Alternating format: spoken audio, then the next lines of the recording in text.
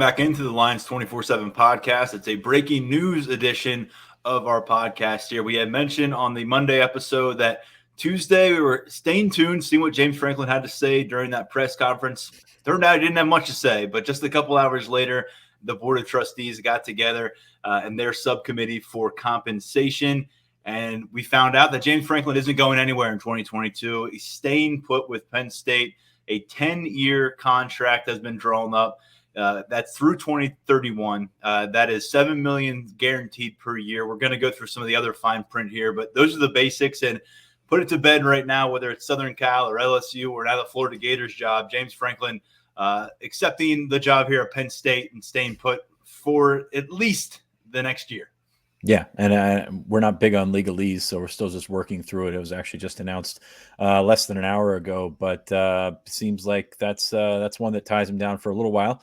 The buyout, of course, is the thing that everybody looks to first, and that's fairly high to start, goes down after a while. So that's the thing that really jumps out to me. You got a $12 million buyout, by the coach if he voluntarily leaves in the next year. So, till next year, I guess we're going to sit here and wring our hands over this contract. But you get some stability, and a lot of the things, as we mentioned throughout the process, a lot of the things had to do with commitments to other things. Facilities, of course, is always brought up, but assistant salaries and just kind of everything that works around the sphere of the program. That's not so much the things that show up on Saturday, and this is going to come with some legitimate criticism. I mean, you look at what he's done over the last 2 years, and you can throw COVID out all you want, but Penn State is 7-4 right now. Sorry to do some math in my head, but 7-4 right now. So that's 9 losses in the last 2 years. So there's going to be people griping about this. There's going to be people nationally that are questioning this, but this is the state of college athletics today. This is the state of what you've come to expect at most programs. I mean, how we talked about Mel Tucker's extension just yesterday when we were on here, and he's only been at Michigan State for a year now. So that's kind of what you get with college football these days. But it seems like there's some groundwork, some infrastructure laid for what he's trying to do here. There were some reports that came out earlier today that he did not want another rebuild. That's kind of been consistent with what he said and what we've heard for the last couple of years, because he came in to a situation in Penn State that was not completely ideal. To his credit, turned around, won a Big Ten title, and now I think he's riding on that for a little bit. So I think he's going to be here for a little while. I think there's going to be a lot less song and dance maybe next year in the couple of years in advance. He doesn't sit still well, so that's one thing that we'll continue to monitor in terms of matching the Georgias, the Alabamas, the Ohio States, and some of these other programs, because I think that inevitably that's what he wants to do. Is he wants to make this a better job, not necessarily, for the next guy, for him, whatever, but make this a job that, Penn State fans can see as a top 5, a top 10 job.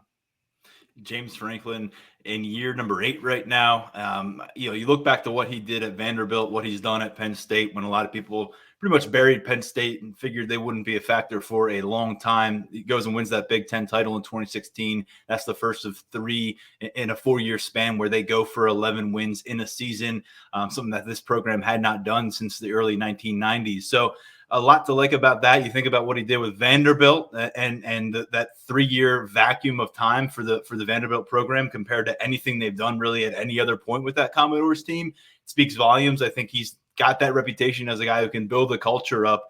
But do you want to go start that from scratch, or you want to do it here where you have this foundation? The money ain't bad. I know there's higher salaries to be found across college football right now, but we're also not talking about a coach who has a national championship. It's been 5 years since that Big Ten title run.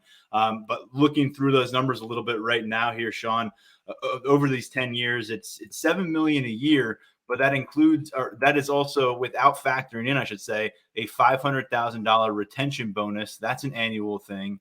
And then up to $1 million of incentives per year. So it's more than that $7 million. A lot of these bonuses will be met. The retention bonus, if he's around, that's $500K tacked onto this thing. And let's face it, you want James Franklin to be a desirable potential candidate for top tier college football programs, because that means Penn State's doing well. when people stop wanting James Franklin, that means things aren't going right for Penn State and they aren't interested in what he's selling right now. Look, you talked about the last 2 years, that sample size, that there's a lot of people today who are going to be disappointed with this outcome, maybe wanted to see a fresh start for the program. And they're going to point to these last couple of years and the 11-9 record and the possibility, if they lose at Michigan State, of going back-to-back years under 500 in the Big Ten, something that has been done here in 16, 17 years. But then you can just quickly turn around the corner and see those 3 11-win seasons in a 4-year span, where Penn State clearly was ascending as the next team in the Big Ten behind Ohio State. I think that thought process right now is on hold a little bit. You can throw a lot of teams into that mix. I don't think there's a definitive number 2 in the Big Ten Conference behind Ohio State right now, based on, let's say, the last 20 games of football in this conference. But Penn State's in that conversation, and if they're going to start building towards James Franklin, where he wants this program, they're going to need to start by getting back to at least that, and then get the Buckeyes in their crosshairs. Recruiting is going to be big. We'll talk about that impact in a moment. But he is locked in with Penn State based on this outcome, and the buyout scares you a little bit. I think when you look past 2023, it drops down to $2 million. So this is a conversation that will be had in terms of him being a commodity for other schools. But clearly he is valued here in Happy Valley by the administration. This is an administration that's going to be undergoing some changes, certainly during the course of this contract and very soon. So James Franklin must have liked what he heard about the direction that the university wants to head in, what the commitment they're going to give, because it's been a divisive topic from James Franklin's standpoint, and then the standpoint of looking at James Franklin as the leader for this Nittany Lions program.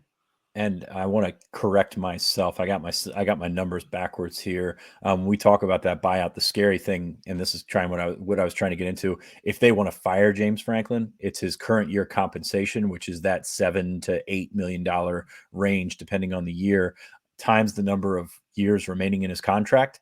So that tells me you're not firing James Franklin anytime soon. That one is, I think, well in his favor in terms of how that works. But that's kind of what we've seen in college football. I mean, how much is Dan Mullen getting for his after getting the axe this week? So that's kind of what you expect with college football. It's a little more than I would have priced out, but that's the one I'm looking at. But what we were talking about before is if he would choose to take another position, go to the NFL, take a USC and LSU as speculated this year, then that's where that buyout is kind of stacked up there in Penn State's favor in the first couple of years. So if you caught what we said in the opening and you said you're an idiot because you got that backwards, yes, I admit it. I'm an idiot for getting that backwards. I'm just processing this information as well. And Tyler, we don't have retention bonuses in our contract, so this is all outsider stuff to us. Oh, you don't? I'm sorry to hear that, Sean. No, I'm just kidding. When we look at zeros, at least. No, and I think when we look at Franklin here and the decision that goes into this, it's hard not to look back at that early October juncture when Southern Cal is buzzing and that possibility is buzzing. I think that's before the LSU job was going to be opening up, and obviously well before Dan Mullen got canned down in Gainesville. But I'll tell you what, you think about how many times James Franklin was asked point blank from, let's say, late September, early October to this afternoon, and how many times he had to find a way to give a non-answer while still sounding like he cared about the future for Penn State and was invested in the future for Penn State, but without saying, I'm definitely going to be the coach in 2022. I'm glad that we can put all that to rest. I think it's good for the team. It's good for Franklin. But again, I think if people think that you have 10 years now of silence on the subject, get real. Yeah, that's not how that's going to work at all. As I said, he doesn't sit on his hands very well, and let that stuff go. It was funny today at the press conference because he kept getting the same question a couple of times, and it's like, obviously the compensation committee has to sign off on this before he can say anything. It's amazing sometimes when you watch that stuff. But recruiting, as you mentioned, this is Penn State's got the number 5 recruiting class in the country. They got the number 4 recruiting class in the country for 2023. I've been in touch with a bunch of commits since the news came out. A mixture, excited, relieved, but also just kind of optimistic because that's the coach, that's the staff, that's what they've signed up for. And to see it come back to fruition, or to see it come to fruition in terms of how that's going to come together for their group, has to make them feel good right now. Yeah, and Drew Aller very quickly quote tweeting James Franklin, or the James Franklin contract news put out by Penn State with a hashtag We Are. 3 weeks from tomorrow, Sean, it is the early signing period. He's the number one quarterback on the 24/7 Sports board. You've been saying for a long time, if Franklin's here, Drew Aller's here in January. That's getting really close to happening now. All these things becoming reality. And look, if they can get through this Michigan State matchup and whatever lies ahead in the postseason, that's going to be determined after signing day. But you look at kind of how these last 2 years have gone, and what they're still going to be able to bring in just a matter of a month or so with this freshman class. Pretty low impact freshman class that we've been talking about here at Penn State in 2021. There's a lot that this 2022 class could do right off the bat, starting with spring ball when they get to campus. And James Franklin, and more importantly, down the line, the staff that has some assuredness now from his sticking around. Think about all the assistants and their families and wondering what he's going to do and how that could impact them. You can kind of just narrow that focus now. And I think that's good for everybody involved, from the recruits to the assistant coaches to the players in that locker room. And of course, the head coach, who it's been hard not to say that he has looked distracted at different points of this season. I would say it's pretty remarkable how Penn State's been able to keep this class not together, because this is a pretty tight knit class to begin with, but with all that speculation and the prolonged speculation. I mean, this has been almost 2 months now. They've kind of said the right things to these guys, but at the same time, I mean, if you're Drew Aller or somebody in this class, you need to keep your keep something in the back of your mind to say what's my option if he does leave. So this kind of sets the speculation to rest. Aller's, he came out and said that he's super relieved. I mean, I get that one. But this is a guy that was attached to Mike Yurcich. So, I mean, there's a lot going on here. And to be honest with you, I think there's probably some part of that negotiation that put this class in front of him, said, hey, we've got the number one quarterback in the country. We've got the number 4 class in the country, guys that can come in and be difference makers at the next level. And that helps. I mean, that's going to help James Franklin's negotiation tactics there. On top of that, it was a funny comment that we got from Caden Saunders. He said he knew it was coming. He's just being patient. He said Franklin sat down with Saunders and Drew Shelton in October and explained that the extension was coming. It was just a matter of hammering out the details. So these guys have expected this for a while, but it's always nice to see it come to fruition, get pen to paper, as some of these guys said, and just move on, because signing day is in less than a month. Because they are hearing it from a lot of different angles that James Franklin is leaving. You need to get out. You got to be proactive. Leave the Penn State class before James Franklin leaves Penn State. All those kind of stuff they have definitely been hearing. These are coveted recruits. There's a reason why this is a highly ranked recruiting class. And, again, 3 weeks from Wednesday, it sure seems like everybody's prepared to put pen to paper and get this thing done for Penn State. So I think from that standpoint, it's a huge win. And then you kind of look a little bit further down the road. One thing that when James Franklin was maybe presented with present problems that his program is encountering, he was pointing to future fixes and what the resources were going to be required to take those kind of strides. And certainly he can do that with the recruiting class. He can point to the recruiting class, but talking resources here, which is always a big buzzword with James Franklin, and people want to talk about facilities and the assistant coach pool. What do you think moving forward into the offseason, this decision from the university and from James Franklin means from that point of view? I mean, you look at his comments after in the release from Penn State, and I mean, he goes right to it. He says 9 weeks ago, the administration approached me about making a long-term investment for our football program. Number one, that's not saying an investment in me. That's saying an investment in the program for everything. You're looking at things like academic support, community outreach, name, image, and likeness, which I think Penn State's behind on right now, and they can really use some, just a kick in the right direction on that. Facility improvements, student athlete housing, which has been huge for him, technology and things like that all around the building. So, I mean, he kind of outlines it here. This is not one thing. It's about, I hate to go into the cliches that they've been using, but being competitive 365 days a year with those playoff teams. And I don't know if they've got the fundraising to get there. I don't know if they've got everything in line and in order to be in that, or to get to where they want to be, but they're trying to point themselves in that direction. It certainly gives you stability. That is something that is glaringly lacking in a lot of what we consider blue blood college football programs right now. Just look around. Some of these jobs have become revolving doors of guys who come in with a lot of clout, and then 2 or 3 years they're recycled out the other side, and they're looking for a rebound position. And that program is still at a crossroads. It's at every big conference right now. And you look around the Big Ten, a lot of teams it looks like are going to be sticking with their current leaders this year based on some announcements. Doesn't look like a lot of change happening, but here at Penn State, we're already talking about year number 9 for James Franklin in 2022. We'll see how further it goes beyond that, but essentially a decade for the man who replaced Bill O'Brien. And considering his age, the way he had kind of moved around in his career, like a lot of coaches before their first head coaching job.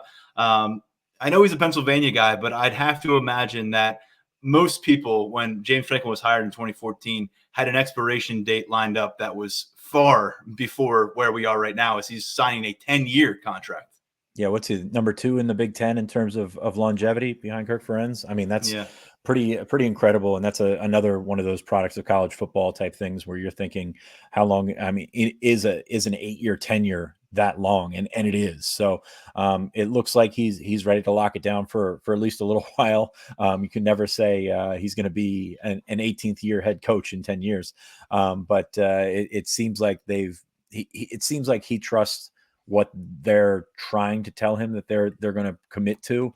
And that's a big thing. Because as we mentioned, USC, not the job that you would think of when you think of Pete Carroll and USC at the beginning of the last decade.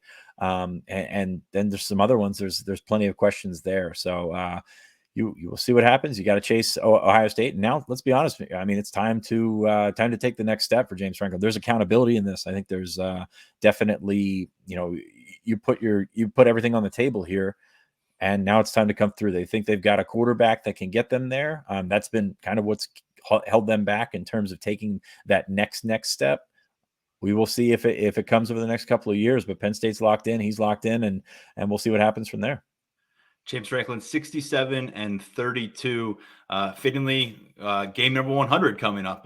Just put that together with some quick math against Michigan State, and looking to go to 8-4. They haven't settled for 7 wins in a regular season since 2015. Certainly don't want to start things off like that after the new contract is announced. But James Franklin, the Nittany Lions, back on Saturday. We'll be back to preview things on Wednesday, give you our predictions before Thanksgiving, and also some more thoughts coming out of this extension. We've got a bunch to get to coming out of the press conference today with Franklin regarding team health and some roster decisions. That's coming up. We wanted to get to with this breaking news. Thanks for listening. Thanks to our producer, Lance Glynn and Sean Fitz. I am Tyler Donohue. This is the Lions 24/7 podcast.